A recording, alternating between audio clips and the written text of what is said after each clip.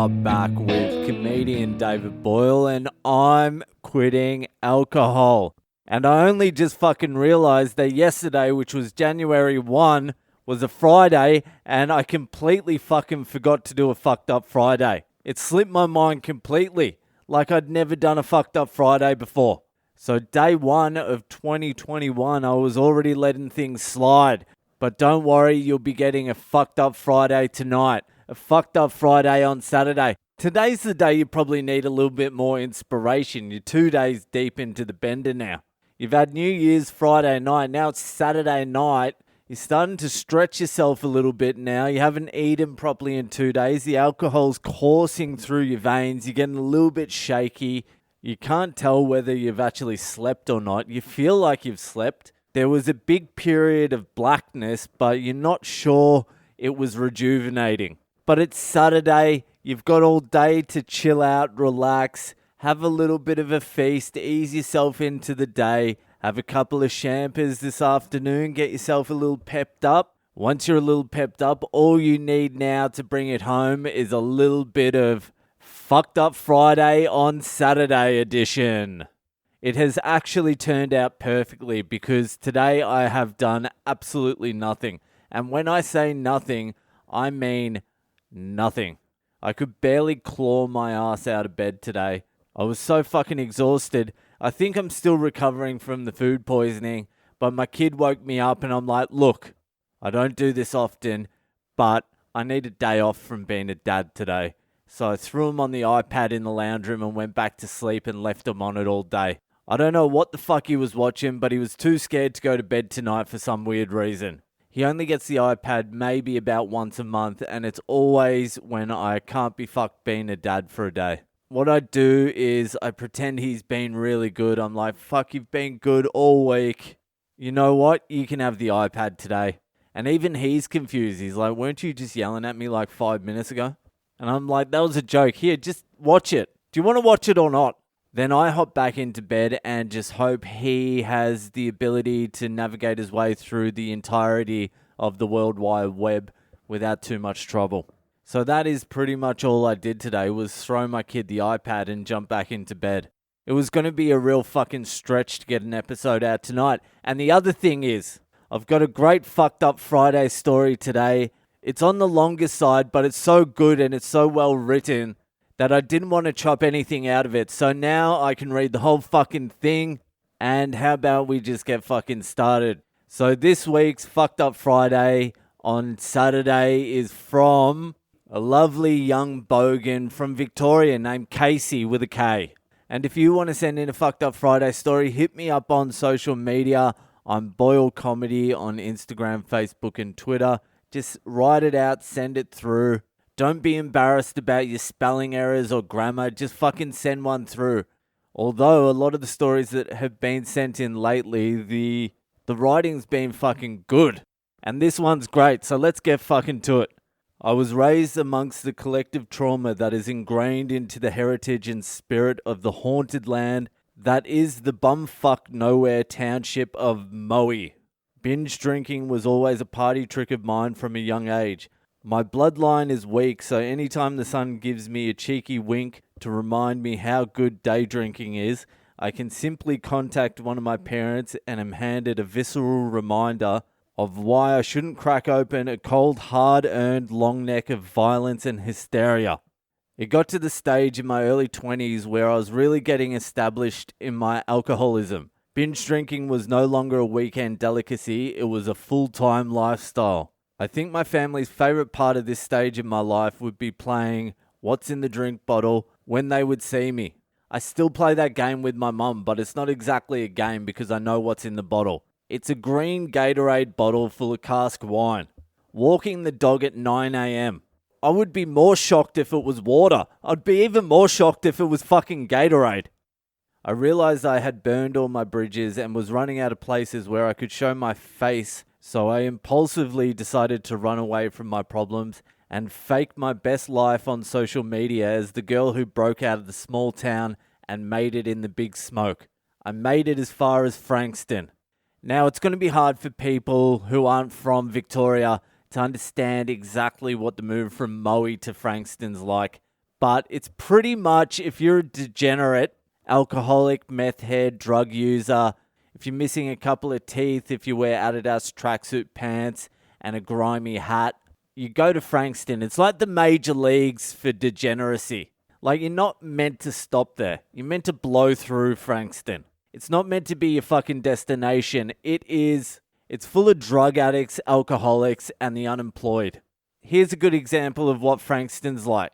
So Frankston train station, there used to be junkies around there all the time. People selling heroin, shooting up and just going on the nod at the train station and the bus stops. And there were always police around, but they just couldn't control it. So someone came up with the fucking ingenious idea to play sad opera and classical music 24/7 through the speakers at the train station and in the street around the train station to keep the junkies away, because I don't know, junkies don't like opera.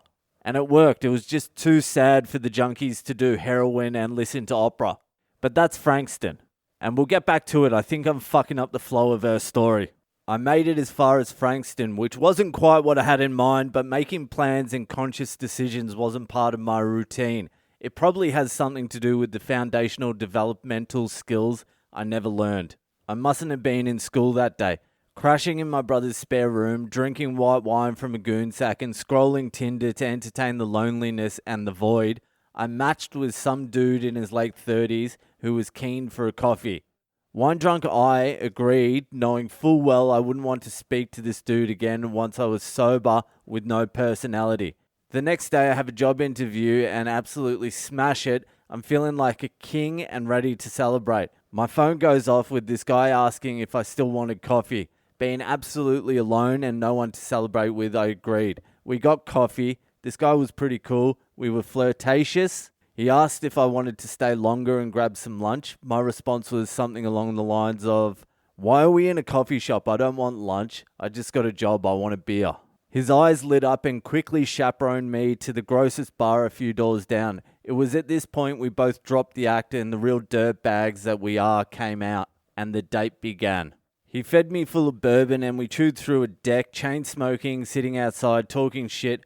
I told him I wasn't looking for anything. He told me his wife cheated on him and he's fucking his way through the divorce. We partied, bought a slab and took it back to his place. I told him I was moving into the area. He said he was looking for a housemate and I ended up moving in and we became really good mates. Had some ridiculous times. Fast forward, I was living a life of free booze, coke and a bunch of older guys objectifying me, which was inflating my ego, giving me a false sense of identity to distract me from the fact that my organs were beginning to shut down from the alcohol abuse and the nagging bulimia that developed around 16 years old. Fucking got issues, this one? I was sabotaging my job and couldn't be fucked with it anymore. I was feeling really sick and laid it on pretty thick to my boss to try and get sent home early. My boss showed genuine concern and drove me personally to the Sandringham emergency room. They got me into a bed and did a few tests. A doctor came back and told me they didn't have the resources to help my condition and they would need to transfer me by ambulance to the Alfred Hospital. Second night at the Alfred, I convinced some girl I worked with to pick me up and take me home. I didn't even discharge myself from the hospital. I just unhooked my IV drip and bounced. Got home around 12 a.m. to find the house empty. Fresh out of hospital, I opened a can of mercury cider, which is fucking putrid, but has high alcohol content and was cheap, so did its job regardless. I called my sister to talk shit now that I was tipsy and on painkillers. Next thing I know, my housemate stormed through the door with a whole gang ready to party. I quickly got changed because we had guests and got straight into the action. My housemate was like, "Dude, should you be drinking? You just got out of hospital." His friend interrupted him and asked me if I wanted to do a bump of coke. There was no going back from there. Next thing you know, I'm dancing with some guy who hadn't been to the house before. He was feeding me coke and I was being all seductive like, "I'm not going to have sex with you." We were the last two standing and enough coke made me lift my no sex rule, but of course, he had coke dick, so we just grinded and danced like we were at our grade 6 formal. Fucking amateurs. He organises to take me on a date the next weekend, picks me up and takes me out to Big Mouth in St Kilda to booze on and have a boogie. At this stage, I was so sensitive to alcohol that I got fucked up pretty quick because of my toxic relationship with my poor liver, so I was fuck-eyed. I went off to go to the toilet on my own, stumbling.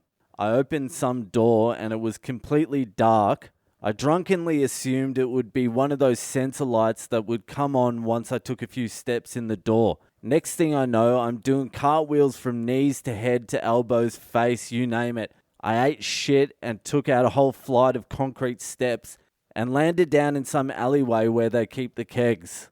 Some guy found me and was walking me up and out to the main area. The dude who I was on a date with came marching over with his chest puffed up, thinking I'd been roofied or something, stumbling and being escorted by some seedy stranger. The poor guy had to explain he found me at the bottom of some stairs. I assured everyone I was fine and wanted to keep boozing on. I went into shock, lost all colour and coherence, and my date chucked me in an Uber and took me to the closest hospital emergency room, which was also the fucking Alfred, which I had just escaped from the week prior to booze on and meet this cunt in the first place. This guy was like, I'll stay with you, you've probably just got a broken arm. I was like, look man, they're not going to send me home tonight. I'm here for the broken arm, but they'll keep me in as soon as they test my bloods. So here I am, broken arm, broken ribs, concussed on a first date, in an emergency room, about to be admitted for crippling alcoholism. You can take the girl out of Moe, but you can't take the Moe out of the fucking girl. She's actually sober now, and you better stay fucking sober because it looks like you just escaped with your fucking life.